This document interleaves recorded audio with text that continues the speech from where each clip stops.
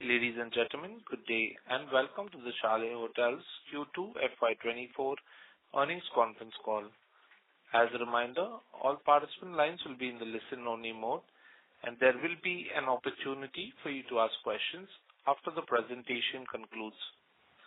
Should you need assistance during the conference call, please signal an operator by pressing star then 0 on a touch-tone phone.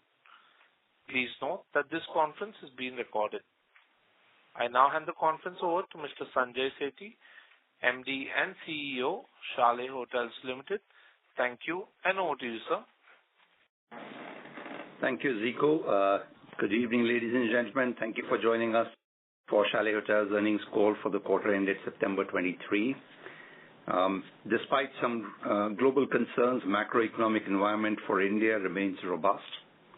Recent GDP forecasts, upgrades by rating agencies for India reiterate the same.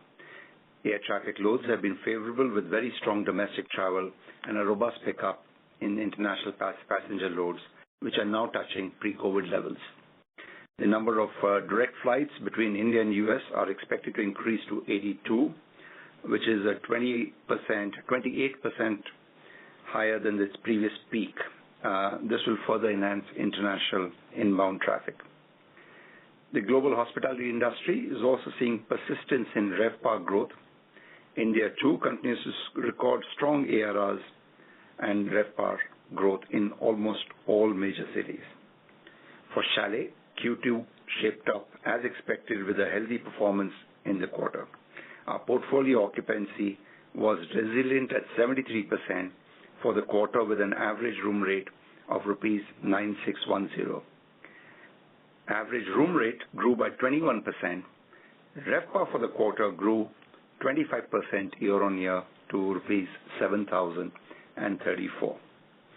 For the quarter, the hospitality division recorded revenue of rupees 2.8 billion and EBITDA of rupees 1.2 billion, marking a 27% growth in revenue and a 45% increase in EBITDA when compared to the corresponding quarter of FY23.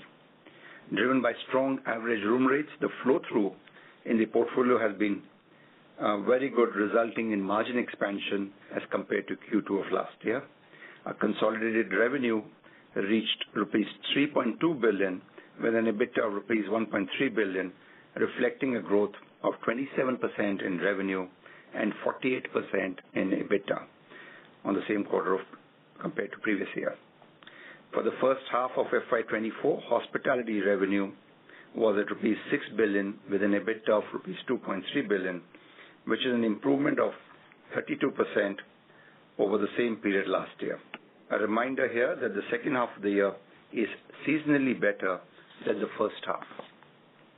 Our employee-to-room ratios continue to reflect a high level of productivity at 0.97. This ratio includes both permanent and contract employees. It also includes employees for the newly added rooms at Novotel Pune, which were launched in October. Some key updates on our project front for our residential project, Raheja Vivare at Koramangala, Bengaluru. We received for that project the OC for 4 towers. We had a total of 238 unsold residential units in that project. I'm happy to update that as of October, sales have commenced and we have sold 5 units till date. We also went live with the additional 88 rooms at Novotel Pune on 4th of October, taking the hotel inventory of that hotel to 311 rooms.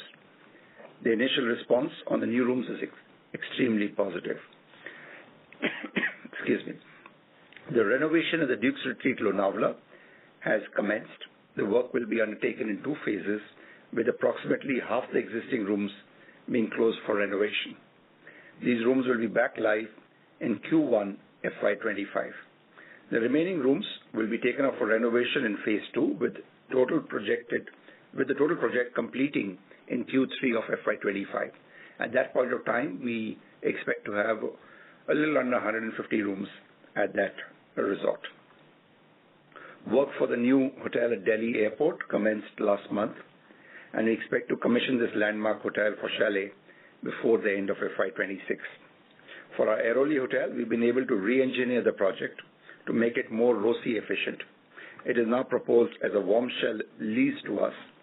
Our capex will hence be back-ended and lower than envisaged earlier. The project is expected to commence mid-FY25. Our first tenants have moved into the Cygnus Bengaluru Tower 1 in August. Leasing activity has been a little bit mixed bag over there and in Powai, and though deal closure has been slower than not expected, the recent leasing trends in the key cities instill confidence in leasing trajectory going forward. And the same is true for the office tower in Mumbai also.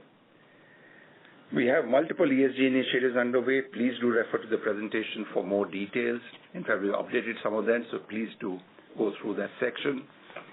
Our focus on employee well-being continues to be recognized, and for the fourth consecutive year, the company has been listed in India's best workplaces for women in 2023, mid-sized companies top 50 by the Great Place to Work India.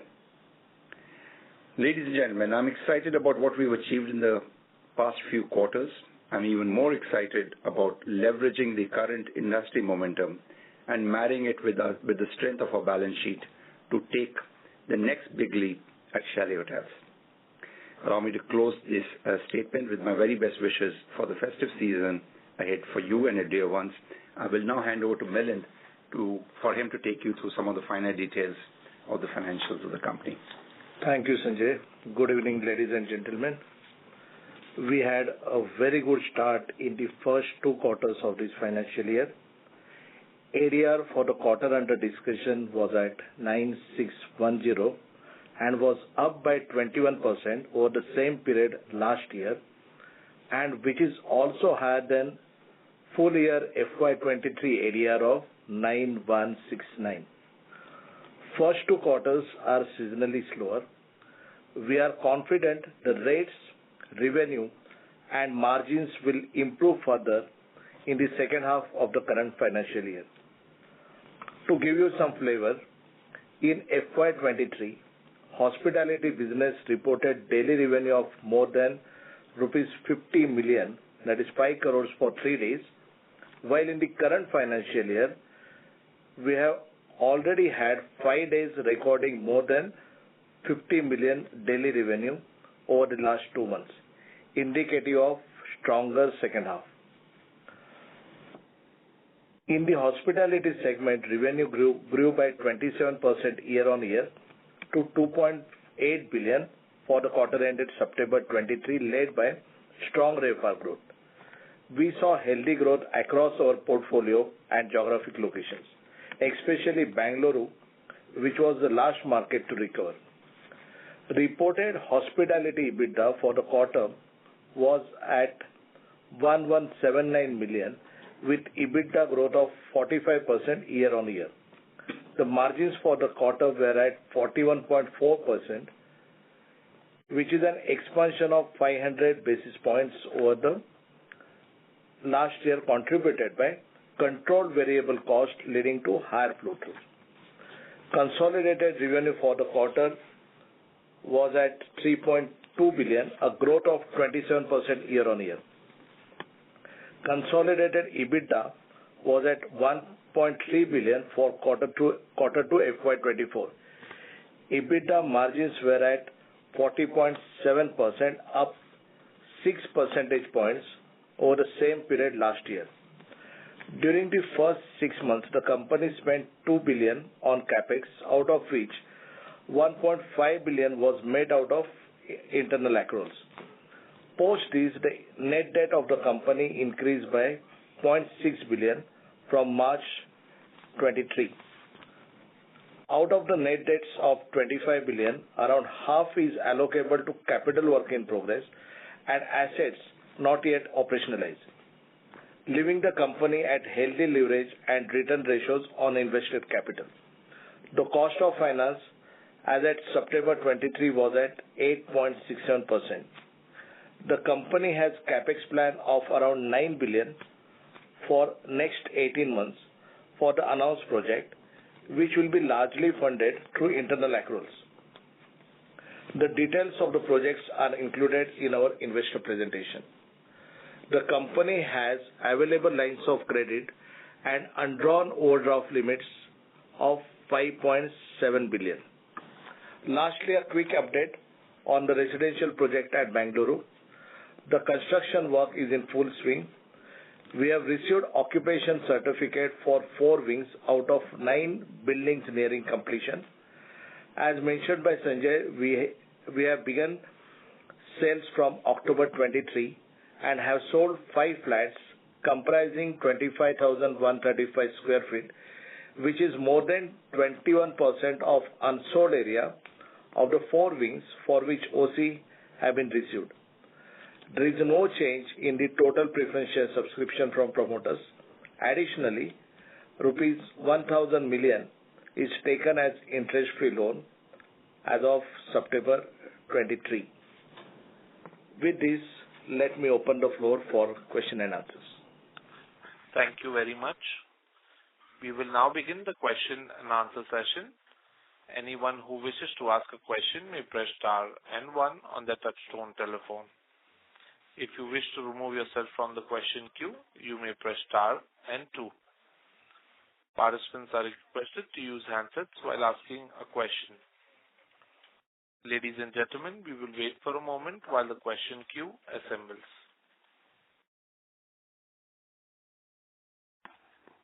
The first question is from the line of Archana Gude from IDBI Capital. Please go ahead. Thank you for the opportunity. I have 3 questions.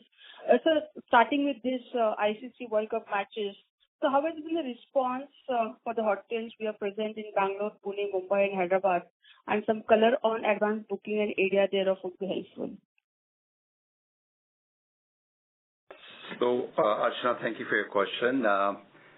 Number one, we'll not be speaking about advanced bookings for the coming months because we don't give forward-looking data. As far as ICC World Cup is concerned, we get the bookings as they come in. There's no specific team or anything staying with our hotels. So whatever we get is potentially visitors who are coming for the World Cup events, matches. But, there's no way to keep track of that. In any case, I don't expect that to be a very large number for any hotel in the city. To begin with, it's a 1 day or a 1.5 day sort of a stay. Number 2, most of the visitors for the matches are locals of that city. And number 3, unless you have teams staying with you, we don't have any block booking coming in at one shot. Right, sir. So my second question is to our notes to account, point number 6. So can you help me understand the implications of this Supreme Court judgment and its impact on the operations of 4 points by Sheraton Navi Mumbai? Archana, Milind this side. See, we don't expect unfavorable judgment coming in. And we have given notes in our financial statement. Our WDV of project is around 43 crore rupees. And that's assets we are putting at risk if there is unfavorable judgment. Right. Okay. And so lastly, Sanjay sir, you spoke about this Cygnus Whitefield and Powai. The demand has been not as what we expected. So is that how we should relate that? Is that there is higher supply or kind of the demand is subdued and we wait for further clarity about the overall the tenant occupying the space and the rates, everything? So, Archana, we've seen some traction, in fact, fairly decent traction build up on the Bangalore one. And we do expect at least the new tower that we built to be completely leased out over the next few months. We are not so concerned about that. There's a smaller building of 300,000 square feet, which is the old In-Orbit Mall. We haven't seen any LOI or closure on that one. However, we do have a few people who want to take up the whole space at one shot. So whilst I don't want to, fall into the trap of committing to closing that out in the near future, let's just wait and watch. I'm pretty confident that we'll be good in Bangalore. Why? We have taken a conscious call not to rush the leasing, especially if the rates that we've targeted are not being met. And it's a question of closing that first anchor tenant. As soon as we do that, we are pretty sure that others will follow. There were two improvement projects that were connected with this particular leasing activity. One was beautification of the road leading up from L&T Junction to our hotel, or the plot where the office is. And the second was the road widening. Both have been approved by the BMC. Work has started on the beautification of the road, on the main road, and then leading up to our gate. On the expansion side, it is BMC that has to execute it. We'll wait for their start of the execution. Once that happens, we will see the access to the road, to the site improve significantly. The other thing that's happening is a significant amount of metro work happening around the approach for this particular site. That's also expected to conclude, at least the physical work, in the near future. And whenever that sort of concludes and the metro line opens, accessibility improves significantly also. But more importantly, we're pretty confident that in the next few weeks, we will see some signings happening in Powai too. Right, sir. That was helpful. Thank you so much, and for best wishes for the festive season ahead. Thank you. Thank you. Thank you. Our next question is from the line of Karan Khanna from Ambit Capital. Please go ahead. Hi, thanks for the opportunity and congratulations on another resilient quarter. So Sanjay, my first question, in the absence of meaningful recovery on the FTA front, how confident are you about, say, a double-digit growth in the room rates over the next couple of years? Or to put it another way, what, according to you, will trigger a faster recovery in the FTA growth? And accordingly, because of that, how much do you think could that contribute to the room rate growth in addition to the double digit that you've been talking about? Hi, Karan. I continue to have a view that we will grow at least at double-digit rate growth for the next couple of years. We are seeing more than that pan out already in the subsequent quarters after I spoke about it a couple of quarters back.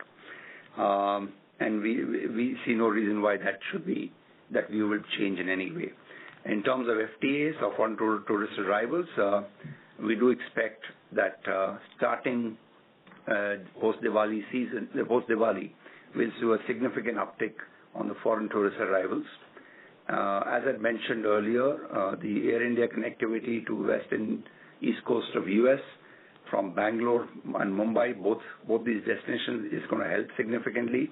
Direct connectivity to other international destinations from Hyderabad is already helping Hyderabad city. So between these three cities, we expect foreign tourist arrivals to grow in the second half of this year. Sure. And my second question, Sanjay, is on Novotel Pune. With the launch of 88 rooms, addition of 88 rooms at Novotel, what sort of ARRs are you looking at for this inventory? Because I believe this is more premium. And second, by when do you expect the hotel occupancy to ramp up for this inventory? So we're already seeing occupancy ramp up happening on that hotel in Novotel. And after we open these new rooms, there's a clear interest, sort of positive feedback that we're getting on those new rooms. I hope you've had a chance to look at the presentation. You will see a picture of that Novotel room. It's very attractive, very contemporary, very modern. So we are expecting occupancy in that hotel to, in spite of 40% in inventory addition, to continue to be in the high 60s to 70% the next few weeks, and then it'll start climbing up from there. Sure. And lastly, could you elaborate more on the key terms and conditions relating to the leasing of hotel structure from Mindspace REIT and for the development of the Airoli Hotel, and what will be the revenue share or the lease payments? How will that be structured with the REIT? So I will not share the details as yet. Mindspace Business Park is still due to have its board meeting. We'll let them sort of get that out of the way and get the approval so that then we will share the details. But as an overall overview from the numbers that both teams seem to have come to agree on, the returns look extremely healthy for both sides. So it becomes a win-win situation. From our perspective, we get, because the office floors coming on the lower floors, 12 floors of office, in addition to the 6 parking floors. So typically the hotel will actually start from the 19th floor. And that's your primary public area for the start of the hotel. And then we'll have about 11 floors of rooms above that. So the views are going to be stunning. So views are actually improving by putting going down the structure. Returns get more efficient for both parties.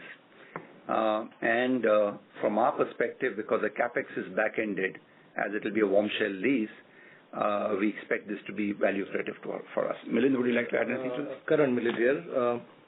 See, this is group company transactions, and the leasing rates are determined at arm's length. So, and are benchmarked against prevailing lease rentals in that micro market. Sure. No, thanks, Sanjay, Milind, and best wishes for the festive season. Thank you. Thank you. Our next question is from the line of Vikas Ahuja from Antique Stock Broking Limited. Please go ahead. Hi. Good evening to the management, and congratulations on good execution. One question I have is regarding, if I heard you clearly, correctly, you said that the World Cup impact on revenues is, few here and there, but it's not very meaningful. What initially, I think many of especially the media and all were speculating that it's going to bring a meaningful revenue, but it's more like because we didn't have any contract with any of the teams, so it's very marginal on that front. Is that the right statement? So, Vikas, look at it like this. I think we've maintained right from the beginning that one-off events never have any major impact on the overall business that we have.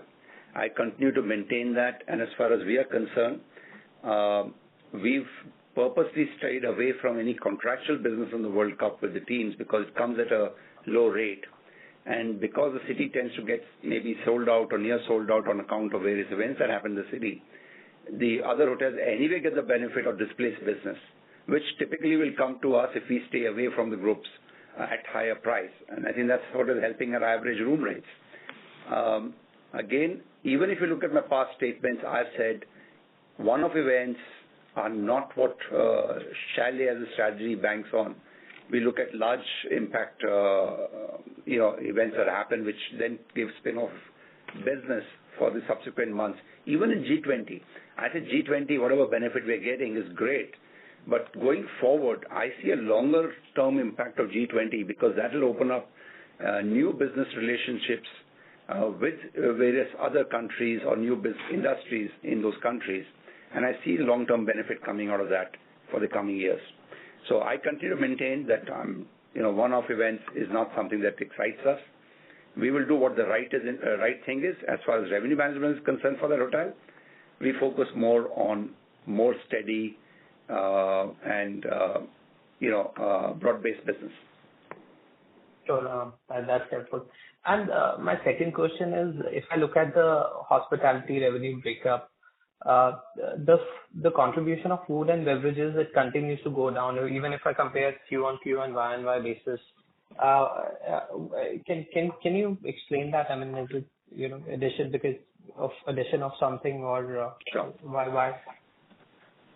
Yes, that's how you would see it there. But I think what's missing is that the room rates have grown so phenomenally that the share of F&B to rooms seems to be lower. But really, whilst we think that some of the hotels could have done slightly better on F&B, especially on the banquet side, we think it's just the real strong push on the room revenue that is looking F&B is underplayed, which may not be the case actually. We see a strong H2 coming ahead of us with the weddings going forward. The other small element, in fact, one of my colleagues just highlighted, is that the Hyderabad second hotel that we've opened will always have a slightly lower F&B contribution because that's sort of as you know, with a single client, we booked it for 3 years. But then the RevPARs are just so high that F&B in comparison will always look lower. And my final question is regarding the Dial property. So you have said that those 390 keys are going to come in FY26. So I think largely it's going to be the end of the year, right? And is there possible to maybe give some, rough estimates around what internally the RevPAR or pricing or occupancy we are working with? That's my last question. Thanks a lot. Because I'm afraid I won't be able to give you specific numbers on that because, as I said, we don't give out advanced numbers. But expect the occupancies to be extremely high and rates to be as per competing market rates in the micro market of Aerocity. So expect those rates for the upper upscale segment and expect higher occupancies actually in this particular hotel because of its specific location next to the Terminal 3. But we are confident this 390 rooms will come by FY26 and will not go to FY27. As of now, I have no reasons to believe it is not going to come by end of FY26. The work has started, and when we look at the plan versus execution, we are going on track. All right, sir. Thanks a lot. Thank you. Thank you. Ladies and gentlemen, before we take the next question, a reminder to all participants that you may press star and 1 to ask a question. Our next question is from the line of Jinesh Joshi from Prabhudas Lilladher Private Limited. Please go ahead. Yeah, thanks for the opportunity. Sir, I have a question on our Bangalore asset, this 0.66 million square feet of area that is under the process of being leased out. So can you share how much have you leased out so far and what is the incremental benefit that has come through? So, Jinesh, thank you for the question. We've 2 lakh square foot leased out, and we've got a couple of closing conversations happening on others. Sure. And secondly, with respect to our debt, I think in the past calls we had highlighted that some portion of our debt will be converted into lease rental discounting. And if I look at our interest expense this time around and I compare that with what it was in March, we have seen some reduction come through. So has any of our debt got converted into LRD? Jinesh, Milind here. So, LRD conversion of loans into LRD will be continuous process. I mean, as leasing traction improves, we'll convert more and more loans into LRD. The small increase in our average cost of finance is on account of MCLR reset by a few of our lenders, and we expect it will normalize in 1 or 2 months. So basically, LRD benefit is yet to come through. Is yet to come. Yeah, you're right. Is yet to come. Sure. One last question from my side. I think this got addressed earlier, but I mean, it was not pretty clear in terms of understanding. So this new arrangement that has come up with respect to the development of hotel in Airoli, basically, how will this change the P&L dynamic for us, and will it also entail any reduction in capex outgo? Because now instead of purchasing the land, I think we are going out for a lease option. So if you can just throw some light on how the P&L will look different for this hotel because of this new arrangement. Yes, Jinesh, Sanjay here. So quickly, 2 things will change on the upfront capital cost or the cost that we incur right at the beginning. One is that acquisition cost of the land will be 0. It will not be there. And number 2, because it's a warm shell lease, the warm shell will now be built by the landlords, which in this case is the Mindspace Business Park. And therefore, we expect your denominator in a ROCE to go down significantly. We continue to have a positive outlook on the market in that area, which will continue to see very good occupancies and good average room rates. So we expect the ROCEs to be very sound on this particular asset. So 2 takeaways: capex cost significantly lower, ROCEs improving. Jinesh, from P&L perspective, few more impacts. I mean, my capex is going down, so my depreciation will be lower in this format. My interest on borrowed capital will be lower, so it will be more EPS accretive. Got that. One small clarification. In the press release, we have stated that the investment required for this hotel will now be 160 crores. So what was the original capex that we were planning to incur? I think it was a 290 odd crore. I mean, don't hold me to the number, but around that range. But earlier it was a 260 room project. It is now 280 odd, 270, 280 odd rooms. The cost, as you saw, has come down from 280 where we were, 290 earlier, to now the number that you have on the sheet in front of you. Thank you so much, sir, and all the best. Thank you. Thank you. Thank you. A reminder to all participants, you may press star and 1 to ask a question. Our next question is from the line of Santosh Sinha from MK Global. Please go ahead. Hi. Regarding my question is regarding occupancy. If I look at the other segment, except excluding Mumbai, occupancy has increased in this quarter versus last quarter. So what has driven this increase in a sudden increase in occupancy? And my second question is regarding the international share of international versus Q1. What I can see is that there is a decline quarter on quarter in share of international tourists or guests as such. So what has driven this decline actually in Q2? So two answers to this. First one, that occupancy has improved because we also opened a second hotel in the month of June at Hyderabad, where the occupancy is 100%. So it will take the blended occupancy up slightly. On your second question about international, quarter two is traditionally the lowest quarter in terms of international travel into India. So this is not unusual. It is following the normal cycles, quarterly cycles of mix of Indian and international travel. Thank you. Thanks for taking the question. I think the other thing, Santosh, just to complete that answer, is that we also let go of a few crews which are low-paying business at JW Sahar. In fact, we let go of a significant amount of rooms over there in favor of higher-paying guests.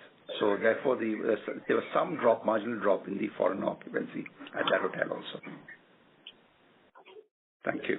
Thank you. Thank you. Ladies and gentlemen, you may press star and 1 to ask a question. Our next question is from the line of Himanshu Shah from Dolat Capital. Please go ahead. Thanks, sir. Thanks for the opportunity. So, in Mumbai market, micro market, a lot of the supply is coming up, which is expected in this calendar year as well as in the next calendar year. And Mumbai is one of our key market with a significant revenue contribution.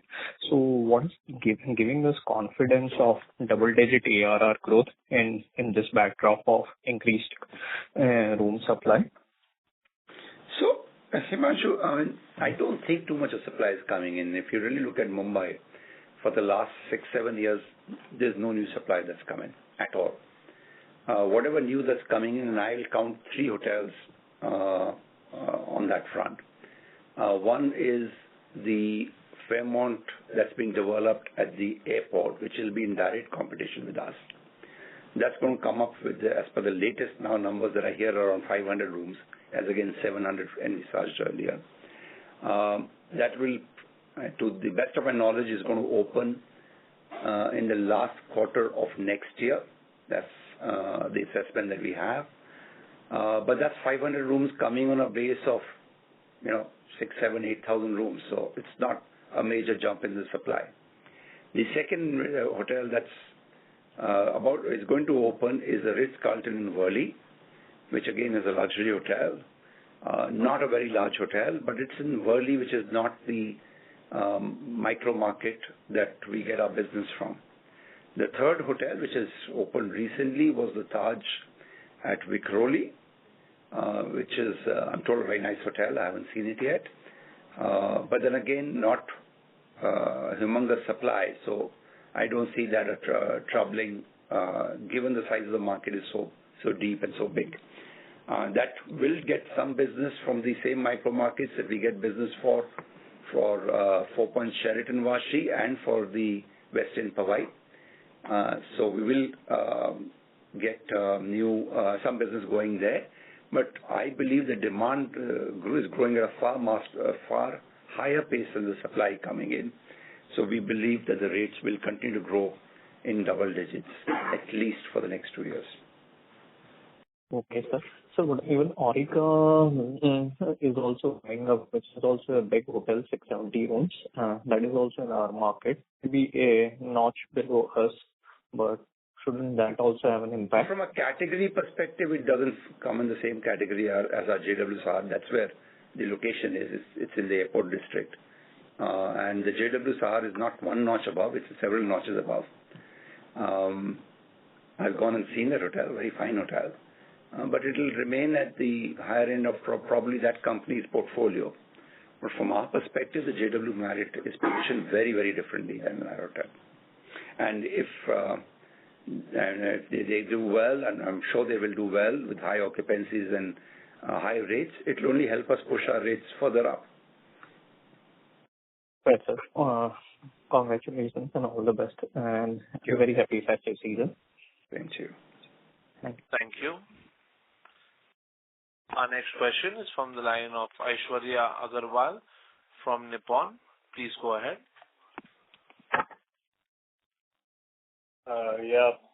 Thank you very much for the opportunity.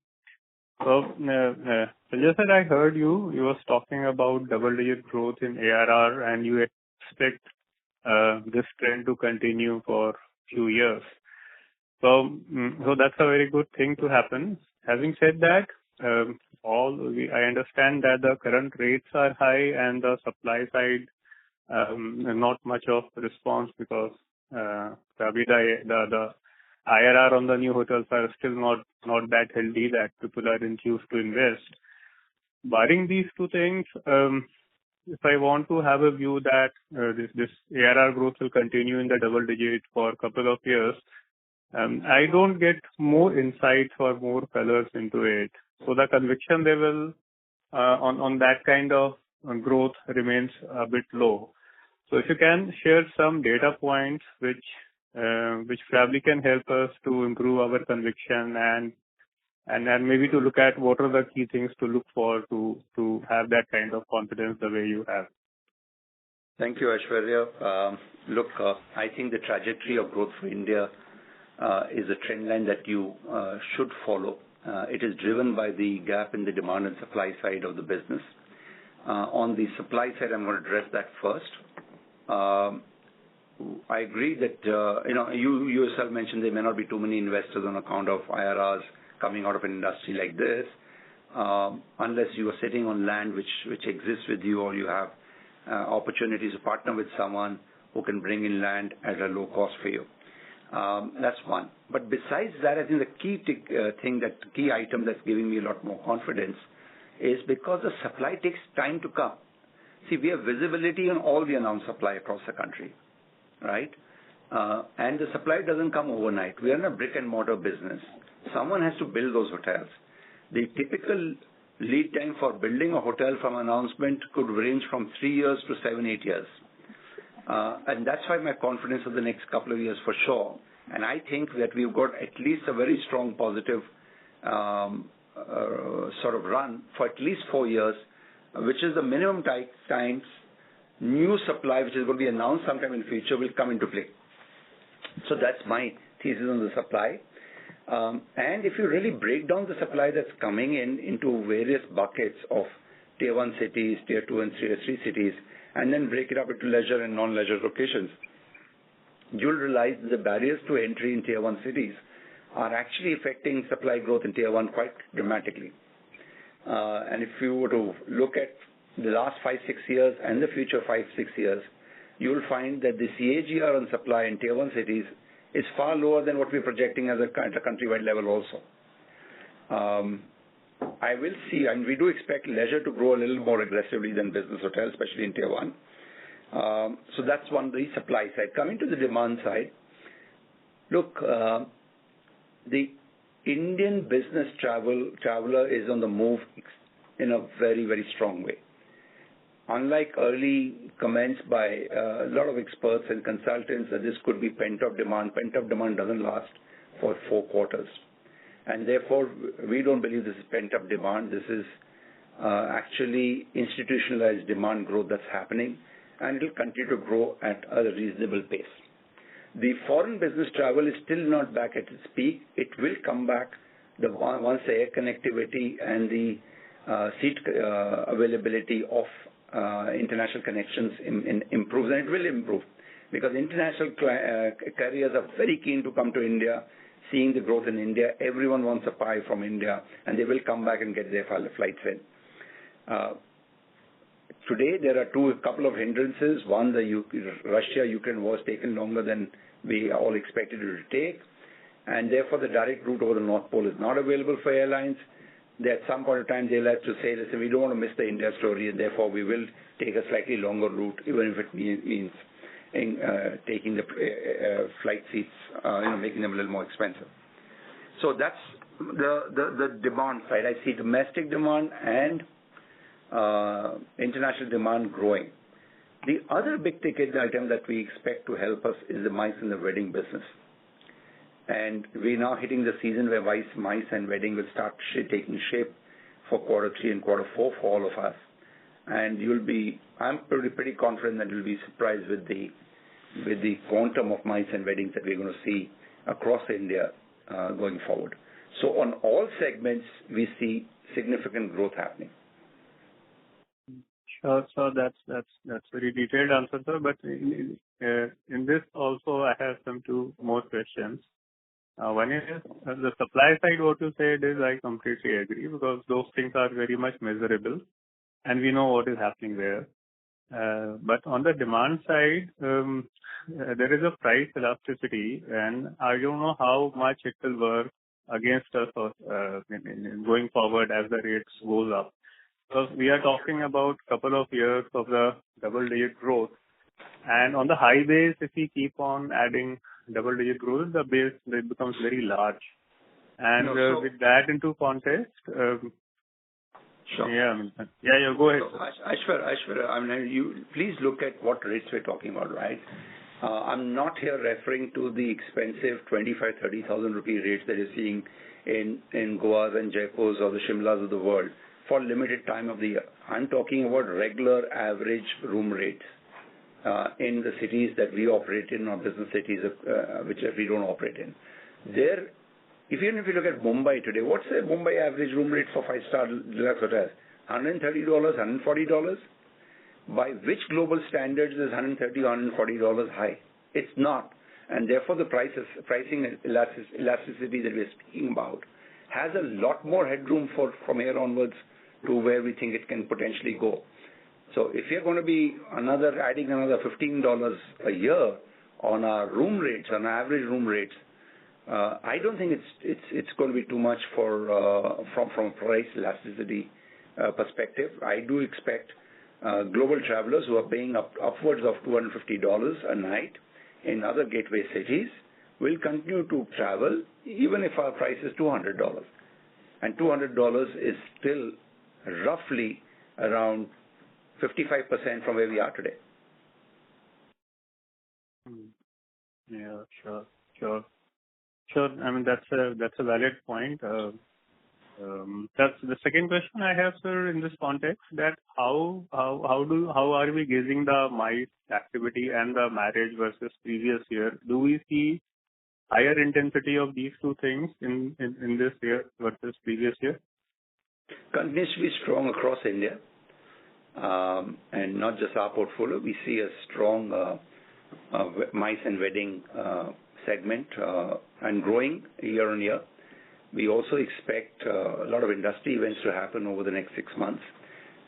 You've already seen government coming in very aggressively and strongly on promoting tourism, and MICE tourism is one of the key segments they're trying to promote. And also the infrastructure development that's happening across our cities is going to support MICE growth extensively for us. Sure. I want to give two examples here. One, look at what happened to MICE business in India when the convention center opened in BKC. It turned around for those 6 months in a year, the MICE intensity in the city.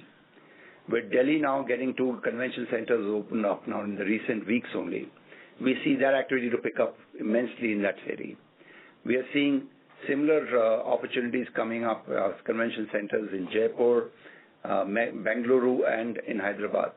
So we see all this pushing MICE business, quite aggressively, and add to that the air connectivity that is improving across the country. It is clearly a very positive outlook for MICE. Sure. Sure, sir. And one more last question. In context of Indian corporates, see, one is the foreign corporates traveling India and they see the numbers in the dollars per day. Whereas if we talk about the Indian corporates who look at the numbers in INR and they are a bit more cost conscious also. So I know that Chalet has large part of revenue coming from the foreign travelers, but when it comes to Indian corporate and their travel expenses, and there if I apply the price elasticity, so I guess your guess will be better than my guess. So if you guide on that.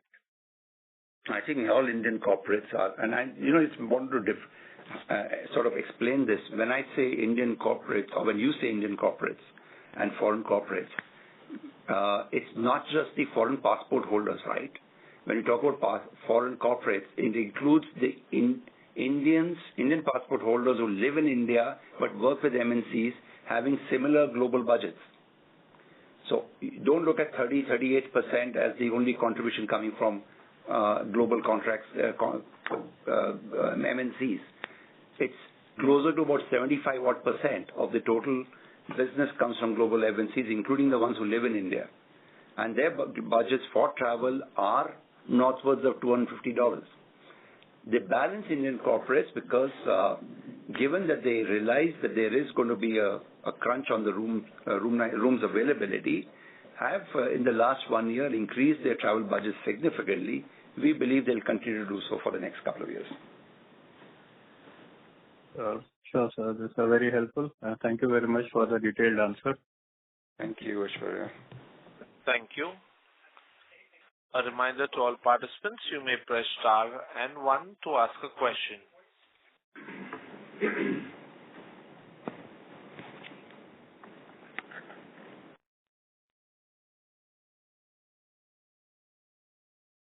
Ladies and gentlemen, that was the last question of our question and answer session.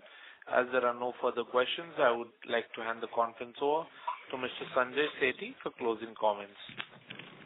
Thank you again, and ladies and gentlemen, thank you for this time that you spent with us. So, in conclusion, I'd like to say that we are again extremely excited about the future for the hotel industry going forward, and Chalet is looking forward to work with the industry in the next big steps for us.